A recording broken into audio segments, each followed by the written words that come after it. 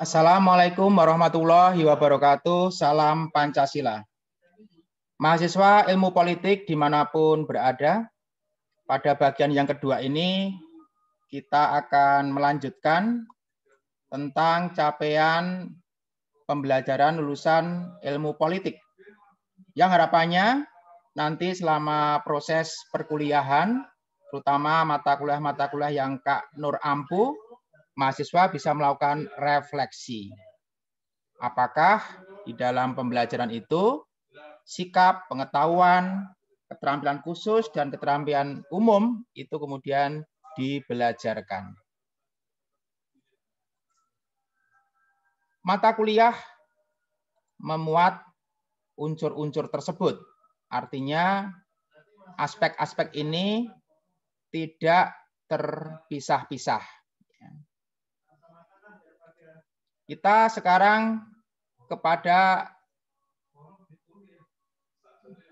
beberapa stakeholder yang mungkin akan melihat video-video ini sehingga akan membawa dampak bagi peminatan stakeholder ya untuk menggunakan alumni dari ilmu politik PKN FIS UNES.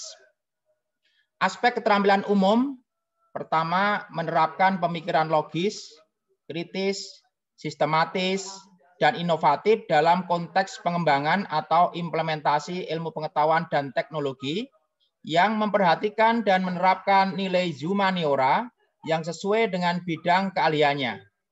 Yang kedua, menunjukkan kinerja mandiri, bermutu, dan terukur.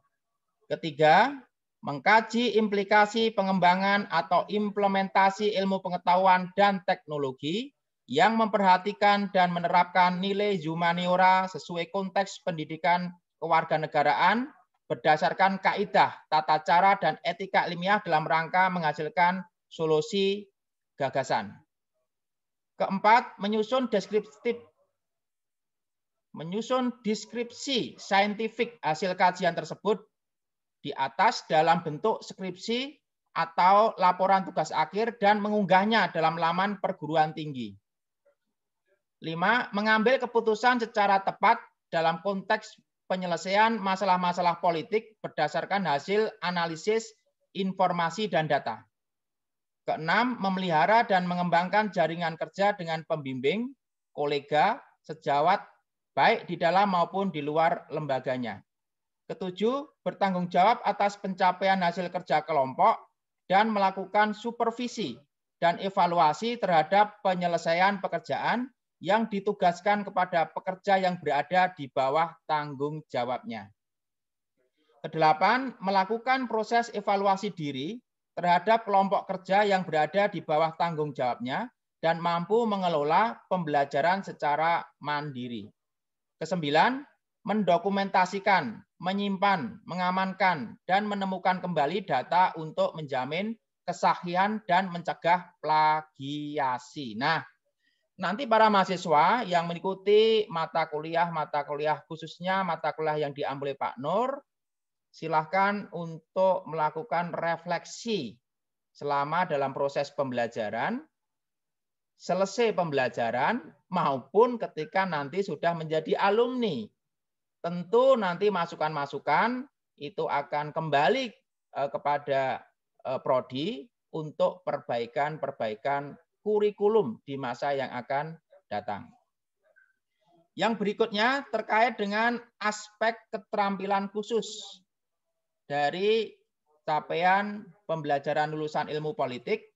Pertama, mampu mengaplikasikan dasar-dasar keterampilan bidang ilmu politik dan keahlian praktis ilmu politik yang memperhatikan etika politik Pancasila dan penguatan institusi lokal dengan menggunakan metodologi keilmuan politik yang tepat. Kedua, merancang peraturan perundang-undangan legal drafting yang dapat memberikan kontribusi positif dalam memecahkan permasalahan di bidang politik dan memiliki keahlian praksis dalam komunikasi politik, analisis politik, dan penyusunan naskah akademik kebijakan publik. Ketiga, mampu melakukan riset politik yang berguna bagi bangsa dan negara dengan kaidah ilmiah yang tepat. 4, mampu berkomunikasi secara lisan dan tulisan di berbagai media, baik visual, audio, maupun audiovisual. 5, mampu membuat perencanaan, mengaplikasikan perencanaan, monitoring pelaksanaan, serta mengkoordinasikan berbagai kegiatan kemasyarakatan yang menguatkan institusi lokal. Keenam, mampu melakukan advokasi sebagai peningkatan partisipasi masyarakat dalam pembangunan. Nah, mahasiswa sekalian, mahasiswa ilmu politik dimanapun berada, nanti selama dalam proses pembelajaran, silahkan capaian lulusan ini dijadikan sebagai refleksi selama proses pembelajaran. Sehingga nanti harapannya mahasiswa-mahasiswi yang lulus dari ilmu politik akan mendapatkan memperoleh bekal hidup, kompetensi yang berguna, bermanfaat bagi kehidupan yang akan datang, yang berbasis kepada pendidikan atau outcome based education. Mahasiswi ilmu politik dimanapun berada, nampaknya satu semester ke depan skenario masih dengan skenario daring. Oleh karena COVID-19 ini menunjukkan perkembangan yang baru, bahkan dikenal dengan mutan baru, yaitu C19 B117. Maka skenario pembelajaran untuk satu semester ke depan adalah dengan daring, namun memungkinkan dengan luring untuk mata kuliah praktikum dengan ketentuan prokes ketat.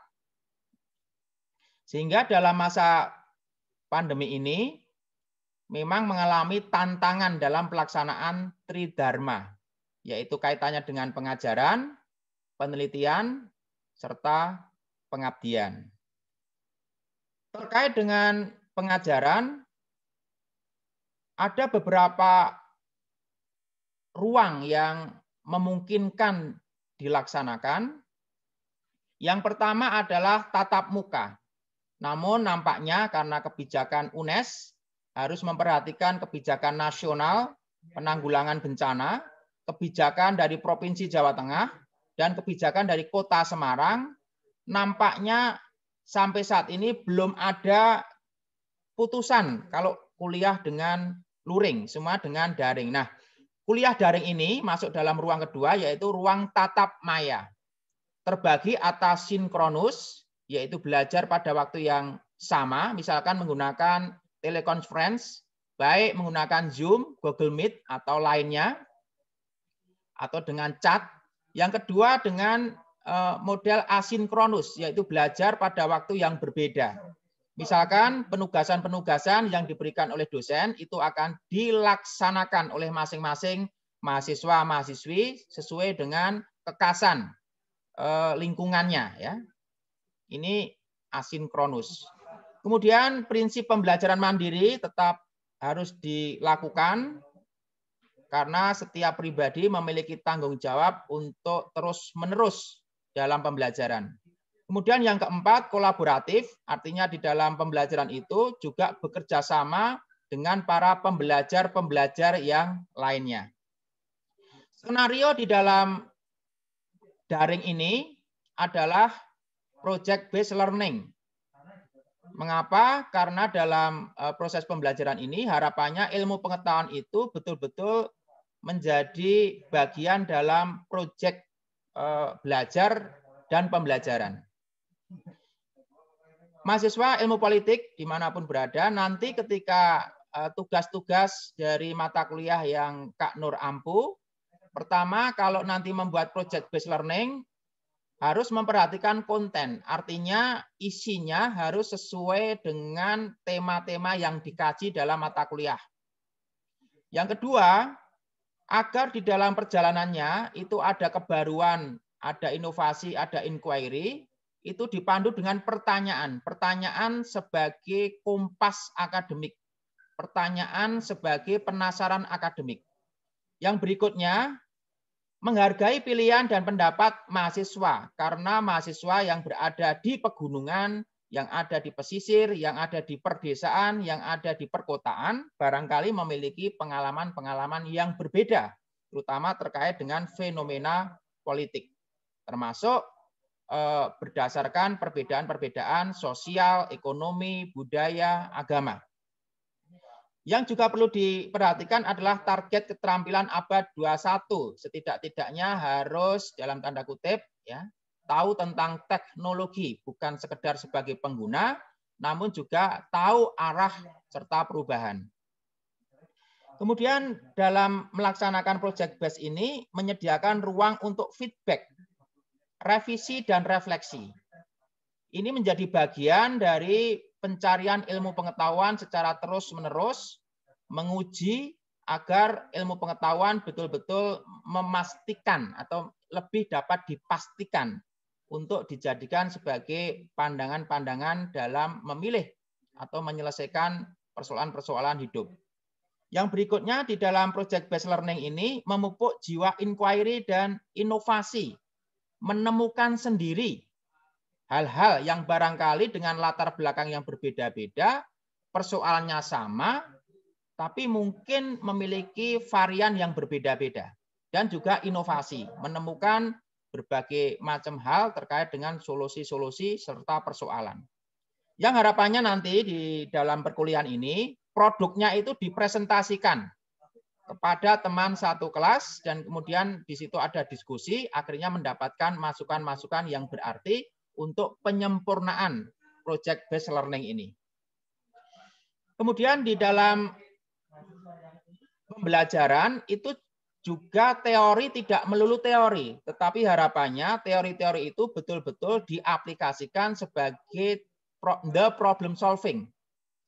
Maka langkah pembelajaran pemecahan masalah pertama adalah mengidentifikasi problem-problem politik, mulai dari perilaku, mulai dari lembaga-lembaga kekuasaan, watak-watak kekuasaan, teori-teori kekuasaan yang terjadi di masyarakat, pembagian resources yang ada di dalam masyarakat, kebijakan-kebijakan politik, produk-produk politik, dan seterusnya, maupun fenomena sosiologi politik, perdagangan, ekonomi, sosial budaya yang ada di negara.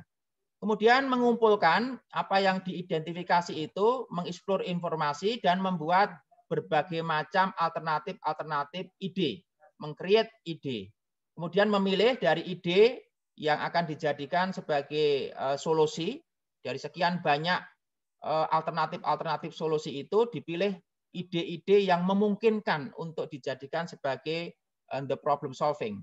Kemudian membangun dan menguji ide tersebut ya agar nanti memiliki efektivitas ketika ide-ide itu kemudian diterapkan di dalam masyarakat. Yang berikutnya tentu dengan mengevaluasi serta dampak-dampak ketika ide-ide tersebut dipraktekkan.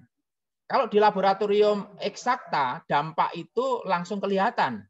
Orang keliru mencampur unsur satu dengan unsur yang lain, mungkin langsung meledak, dan lain sebagainya.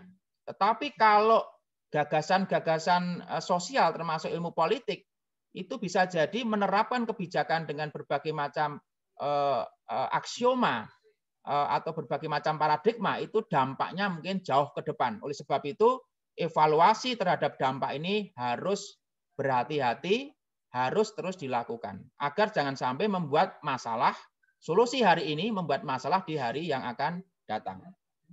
Mahasiswa sekalian, tetap taati protokol kesehatan, jaga diri, jaga keluarga, tetap memakai masker, menjaga jarak, mencuci tangan, menjauhi kerumunan, mengurangi mobilitas.